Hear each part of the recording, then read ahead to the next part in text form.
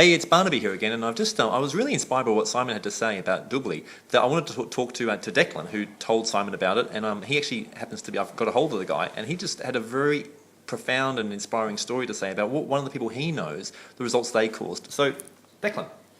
Hi, Barnaby. Hi. So, do you want to say a few words about what you know about it and the people you know who've got involved?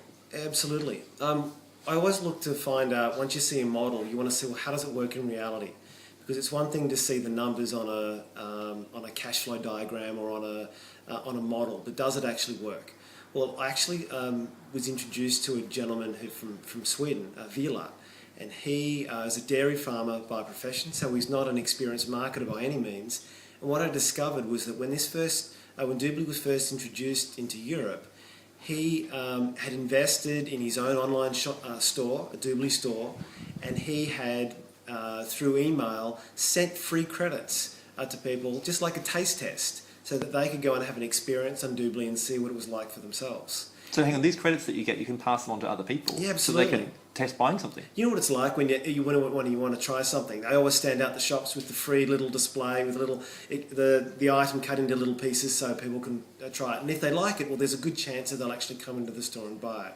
Well, it's the same kind of principle. People are given free credits so they can have an experience to see if they like the idea of investing in some Dubli credits themselves. And I think Simon might have shared with you, as you told me, Barnaby, about the example of turning those credits into cash. So how many people did you share it with? What was the... In the course of just under a year, he gave about 10 credits out to about 230 people. Now, 100 of them did nothing with it, but 130 of it obviously liked it. They not only bought credits of their own, but they got onto what we now know as the social networking sites like Twitter and MySpace and Facebook, and they started to tell people about, we had this great experience of being able to buy great products, brand name products at really crazy prices. And that actually grew through word of mouth into 81,000 customers, which is just staggering. And that took about 2 years for that to happen. And it was all through word of mouth. And it wasn't people sharing a business opportunity, it was just sharing good news about a great website to get top brands at crazy prices. Now, the interesting thing about it is that gentleman, Vila, actually made €2 per customer per month. Do your sums, that's over €160,000, and depending what the exchange rate is today, we're looking high 200,000 Australian dollars for the month. Now that's pretty good, given this guy is just a dairy farmer. But what was really interesting about it, behind me, and it blew me away, is that he thought, this is such a great idea, why don't I share the idea of setting up this shopping mall for other people so they can do the same thing that I'm doing. After all, it's not hard to just send someone an email with some free credits to go and have a look at Dubli. So that about 28 people in the course of about 18 months to 2 years also said, yes, Vila, I'm going to do this too. I'm going to set up my own online shopping mall. I'm going to buy some credits and I'm going to share this with some people as well. And that started to grow in its own right in the same way that the customers were spreading it virally. Now, in the same time period, in a further 2 years, Vila made €1.5 million for the month, because he was also not only getting commissions from the credit packages that other online shops were buying, but also from the customers that they were creating and all the viral work that they were doing. So you can weigh up €160,000 a month to €1.5 million a month. It's pretty easy and pretty obvious. So I thought, wow, if that's what someone with no marketing experience, without a great sphere of influence, what they can do, well, the future's looking pretty good, because in the next couple of years, they're going to be opening up China, India, Japan, Korea, South Africa, mega nations that love buying great products at great prices and use word of mouth to be able to do it. So this is not actually something new. We're not talking about something that's just started. No. This has been going for how long? 3 years in Europe.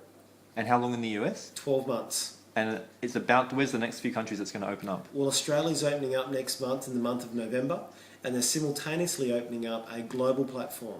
So what that means is that anyone anywhere in the world that wants to set up their very own Dubli store on their computer and start introducing customers can bring them to a global portal. And there will be 150 to 200 of the world's most in-demand products, and they'll be shipped for free anywhere in the world. And so how long have you known about this? Well, I heard about it a couple of times, and you know what it's like when you get busy, Barnaby. I ignored it. But the third time around, I actually found out about Dubli, and I tracked down a guy called Tom Ashlock in North America. and he was actually the engineer of launching Dubli into North America because his software company actually provides some of the customer relationship management software. So when he was approached about that and he looked at all the data, and we're talking about data about customers, not just about selling a business opportunity, and he felt compelled that mainly because he realized, I'm going to make more money by helping launch this in America than just licensing my software. So we did that in the last 12 months. He personally opened up 21 stores, which through that word of mouth process ended up being over 6,000 in the first 12 months. And he made just under $1 million in his first 12 months just by helping open up these stores. But the interesting thing about it is normally a startup company makes a loss in their first year and probably the first couple of years. But he actually made almost $1 million net, that's profit, in his very first year. And he now is very excited about bringing this to Australia and also to all these other countries that it's about to open in Asia and India. And you yourself have been in this for 1 or 2 months? 6 weeks. So and the very first month, I asked Tom a really good question, which was, Tom, if you had to do this all over again, what would you do differently? And he said, well, look, he said, I knew in Europe that every person that had personally helped to open up 20 online stores with Dubli, every time that if anyone did that personally, they were making 100,000 euros a month within 7 months of doing that. Everyone, without fail, didn't matter what their background was. So Tom said that he, when it launched in America, had the goal of opening up 20 online malls as soon as he possibly could, but he only got to about 11 or 13 in the first few months, and it only got to about 15 by the end of the year. So he said, Declan, if you had to do this over again, see if you can get those first 20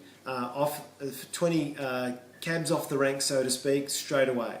Now, I did that actually in my very first month, and it started to grow virally in the very first month as well, so I ended up having a team of about 60 people who'd open up their own online store, and my income for that month was just under 11,000 Australian dollars, which for a startup month was pretty good. I invested 5 hours a week,